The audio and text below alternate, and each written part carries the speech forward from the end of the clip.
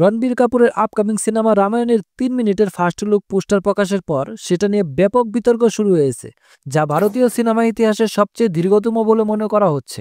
প্রথম অংশের জন্য প্রায় ৯০০ কোটি রুপি বাজেট থাকা সত্ত্বেও ভিজুয়ালগুলো সমালোচনার মুখোমুখি হয়েছে।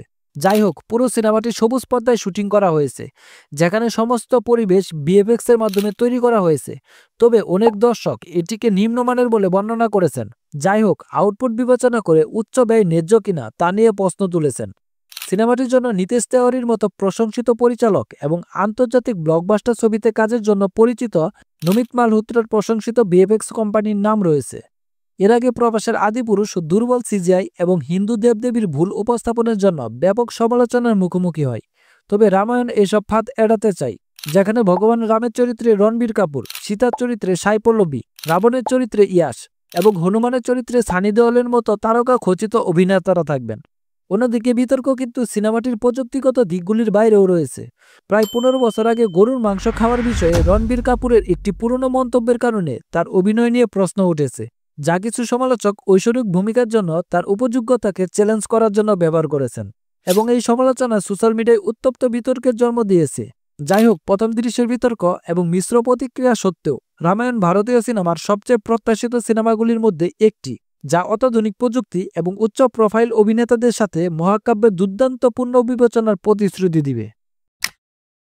বলিউডে যত সিনেমা ঘোষণা করা হয় তার ভিতরে সবচেয়ে বেশি কৌতূহল থাকে সালমান খানের সিনেমা নিয়ে। বর্তমানে ২০২০ সালের গালওয়ান উপত্যকার সংঘর্ষের বাস্তব এবং আবেগঘন ঘটনাকে নাটকীয়ভাবে উপস্থাপন করার জন্য সালমান খান তার নতুন সিনেমা নিয়ে আসছে। ব্যাটল অফ গালওয়ান এর ফার্স্ট লুক পোস্টার মিশ্র প্রতিক্রিয়া জন্ম দিয়েছে। সালমান খানের রুক্ষ এবং রক্তাক্ত অবতারকে তার আগের রূপে ফিরে আসার লক্ষণ হিসেবে উপস্থাপন করলেও অনেকেই এটিকে হতাশাজনক মনে করছেন, বিশেষ করে তার মুখের ধরন এবং ডামা উন্মোচনকে বাস্তবের সাথে অমিল মনে করছেন। সালমান খানের বয়স এবং ফিটনেসও সমালোচনার মুখে পড়েছে। এর আগে সমালোচকরা কামাল হাসানের সাম্প্রতিক ব্যর্থতার পর শারীরিকভাবে কঠোর অ্যাকশন চরিত্রের জন্য তার উপযোগ্যতা নিয়ে প্রশ্ন তুলেছেন। কিভাবে তিনি এই বয়সে এইসব অ্যাকশন ভূমিকায় অভিনয় করছেন?